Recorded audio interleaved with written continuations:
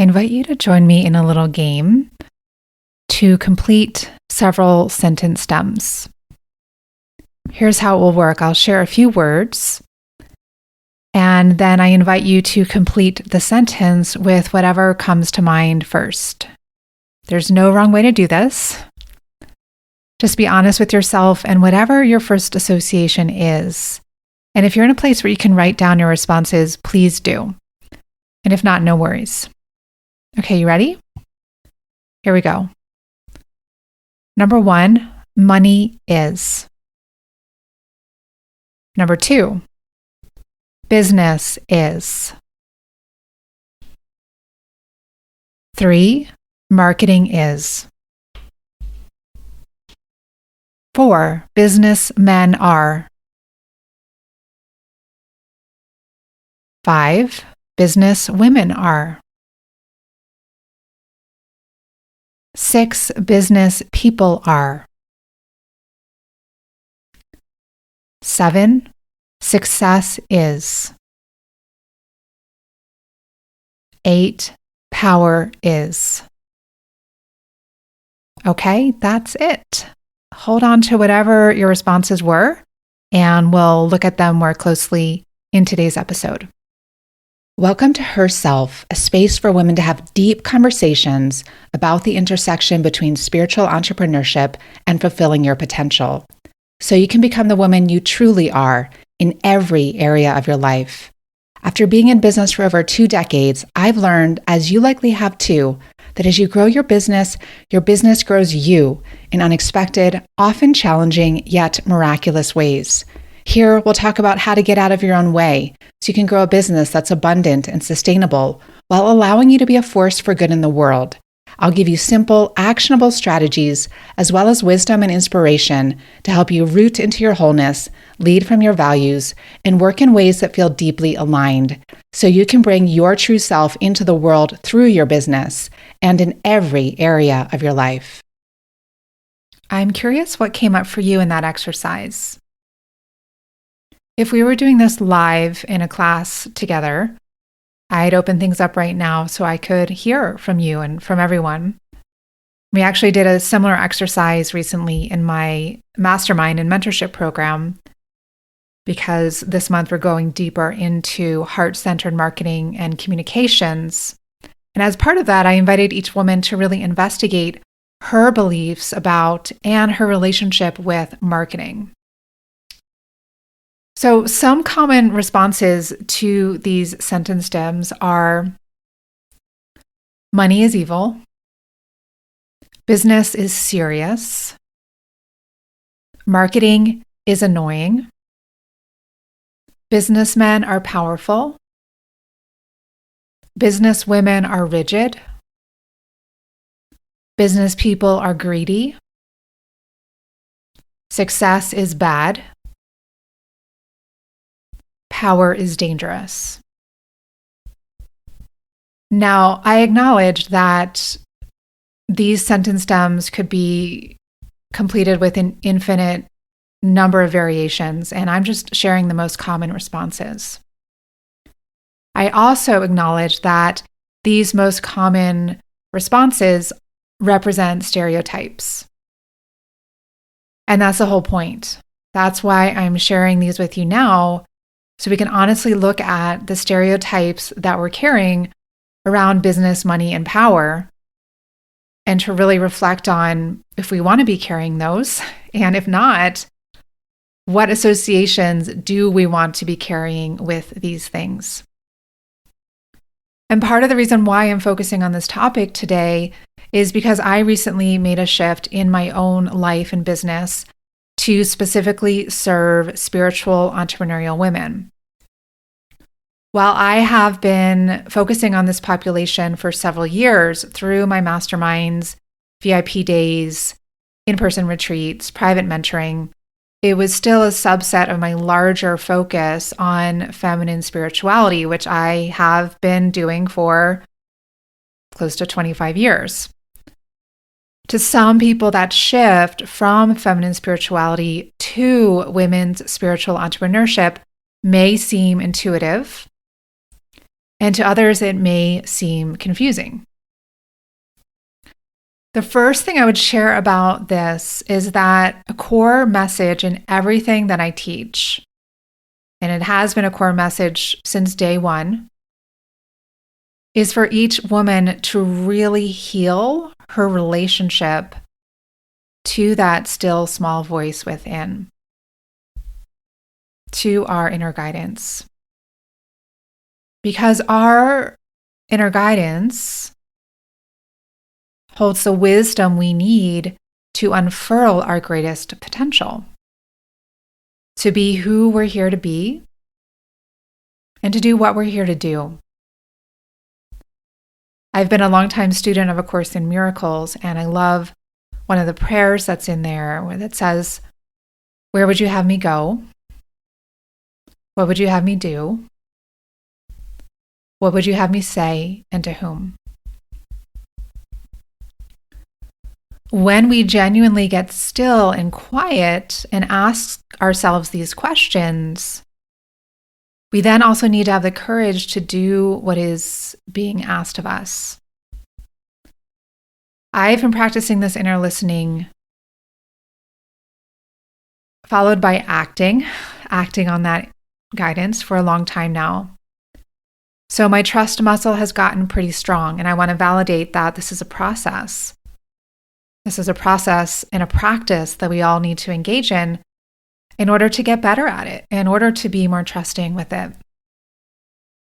Honestly, I've done some edgy things because of this inner guidance. Things like leaving a long-term relationship, having an abortion, dismantling my business in 2019, and even things like moving to a different state or a different country. The same is true for this recent shift in my work. This isn't something that just came out of the ethers or was driven by a part of my personality. It was directed by that still small voice within me. And I believe that, especially at this time in the world where there is so much at stake, we all need to be listening to the inner voice with more sincerity, with more devotion. Because that inner voice is telling us the role that we each need to be playing right now. It's telling us where and how we can be of the most service. And because this is the direction I'm being guided in, I trust that this is the best use of my life force, my gifts, and my talents here in the realm of business, and particularly women's spiritual entrepreneurship. Now, logically and also personally, so also at the level of my personality, this makes a lot of sense to me as well. I have been involved, again, I've been involved in this realm as part of my livelihood for several years now. And as a human being, I am deeply passionate about business. I started entrepreneurial endeavors in grade school. And then I started working for myself full-time when I was 23. So I've basically been an entrepreneur for my entire adult life, and I'm about to turn 46. I absolutely love it. Okay, I definitely have a nerdy side, and I can nerd out on business stuff. I love reading about it. I love studying it. I love experimenting with things. I love supporting other people with it. I love listening to podcasts. I spend a majority of my time working and studying business, and this has been true for many, many years. And as part of this, I see my path as a business owner, as an entrepreneur, as an essential expression of my creativity. And I consider myself to be a very creative person. I love writing books, recording podcasts like this, creating online courses, designing websites, even posting on social media. I mentioned how in my mastermind, we are exploring our relationships with marketing. I used to really hate marketing. I get it. I know a lot of people do, especially in healing or spiritual professions. But I have learned how to come into right relationship with marketing and to really market, which is basically to share my values and my core messages in service to others in ways that are really enjoyable for me and even fun. And again, creative outlets. So these are all places to share what I'm inspired about that are in alignment with the contribution that I want to make to women's lives and to the world.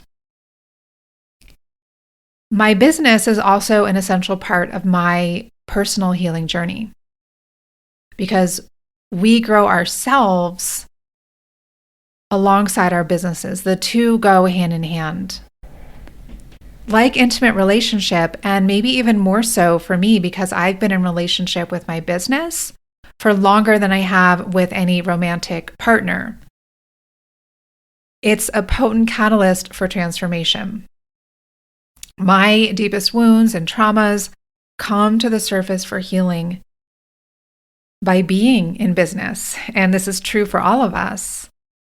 I'm called to fine-tune my relationship skills through interactions with my team, my students, my clients, my colleagues, as well as constantly practice letting my true self lead the way rather than individual parts of me so that I can do all that I do from a place of wholeness and harmony.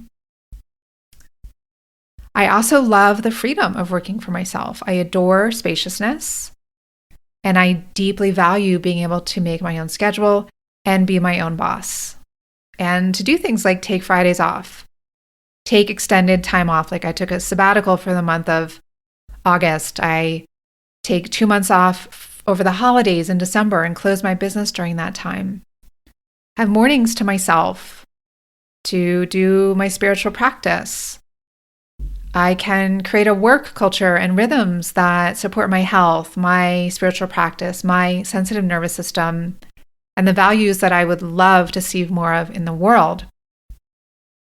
And last but not least, I view my business as an essential part of my spiritual path. And like I shared at the beginning, that still small voice inside guides each of us to our path, our right path, of our highest contribution. And this realm of business is where I am being called to serve. This is where I am being shown to share the gifts of my soul and my personality at this point in time. And again, I trust that this is where I'm most needed. This is where I can take all that I've learned and all that I've become and to offer it to others, to stand and say, this is who I am, and this is what I'm here to offer. This is how I'm here to serve. Now, it's only relatively recently that business and money have become split off from the sacred.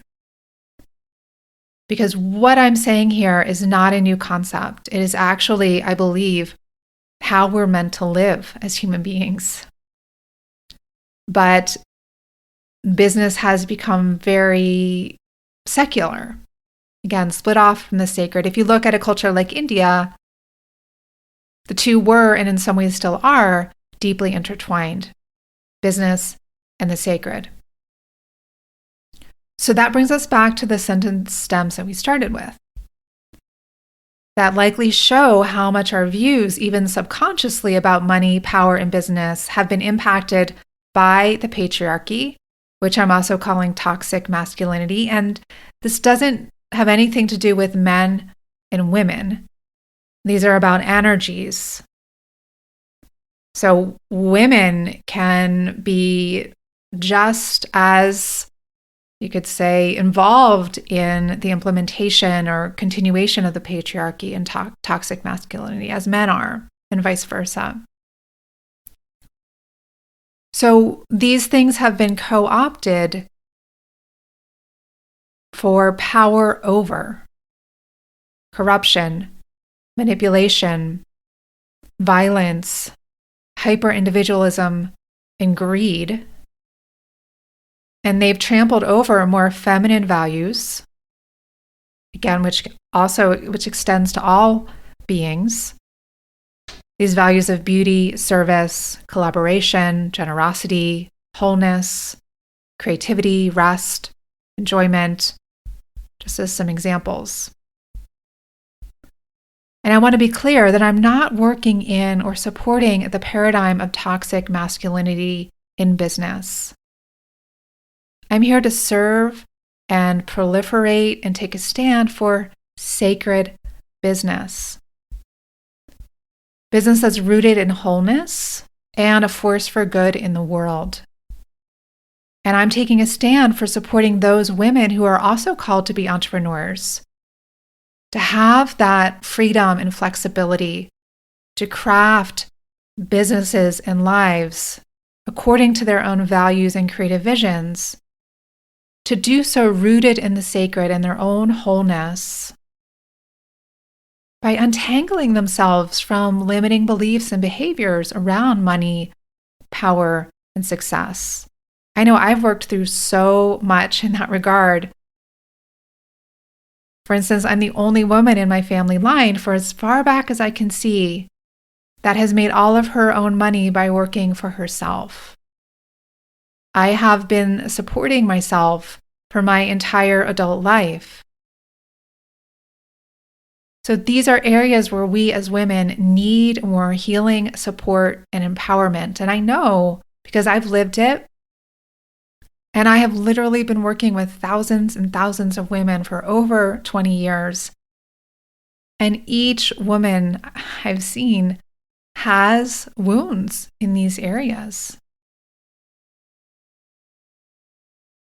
But that healing is not going to be possible for us if we throw the baby out with the bathwater. If we say business is masculine, money is masculine, success is masculine, and that therefore those things are bad, because we want to be feminine, and that we shouldn't strive for those things. I'm here to say we can and we should and we need to. I love the archetype of the high priestess. She's one that I've felt very drawn to for a long time. And something that I really respect about her is that she runs both masculine and feminine energy, divine masculine and divine feminine energy. This is what I'm a proponent for, adeptly running both when and as needed. So it's something that we can aspire to as a concept, but there's also very specific subtle energy practices that we can do, that we can learn and take on and incorporate into our lives and into our businesses to see, when do we need to run more masculine energy? When do we need to run more feminine energy? When do we need to run different degrees of each of those according to whatever we're working on or creating? So I'm really passionate about this, around really changing our beliefs around money and power and business and success, because the world is changing. You don't need me to tell you that. And we know that our role as women in this world is changing. We know that more of us are stepping into becoming business owners, stepping into more positions of power, and helping to craft this new paradigm of entrepreneurship and business. And as more of us are doing this, we are acknowledging that this is really an all hands on deck moment in history. So how about we try these sentence stems on? Money is benevolent. Business is sacred. Marketing is fun. Businessmen are allies. Business women are wise. Business people are in service to the higher good. Success is fulfilling my potential. Power is my birthright. These are the very principles that we live by in my 12-month mentorship and mastermind for spiritual women entrepreneurs. It's called Create Your Dream Business. It was formerly called She Serves, for any of you who were familiar with that name. And Create Your Dream Business is opening for enrollment in January to welcome our 2024 cohort. So if you'd like to be part of a community of women that lives, works, and creates from a place of sacred business and divinely integrated masculine and feminine to fulfill your potential and be a force for good in the world, you can get on the early notification list at programs-sarahavonstover.com/dream. That's programs-sarahavonstover.com/dream. And that link will also be in the show notes. But above all, don't forget to listen to, and to heed that still small voice inside. You never know where it will lead you, but you do always know that it will lead you to where you are most needed and to what you are here to do and who you are here to be. And I think we could all agree that there really isn't anything more important than that. Thank you for joining me today. And remember, change doesn't come from listening alone. I invite you to commit to taking one small or large courageous action after today's conversation. One step you can take, if you haven't already, is to sign up for my Sunday journal. It's a weekly newsletter filled with inspiration and reflections about the intersection between spiritual entrepreneurship and fulfilling your potential to help you become the woman you truly are in every area of your life. You can subscribe at programs-sarahavonstover.com/journal. And if you found this podcast valuable, please share it with the women in your world. Also, I'd be very grateful if you'd leave a review. It helps others find resources like this, and I'd love to hear what's coming alive for you after listening today. Above all, keep going, and never forget the unique offerings you and your true self bring to the world. Until next time, I'm sending you my heartfelt support.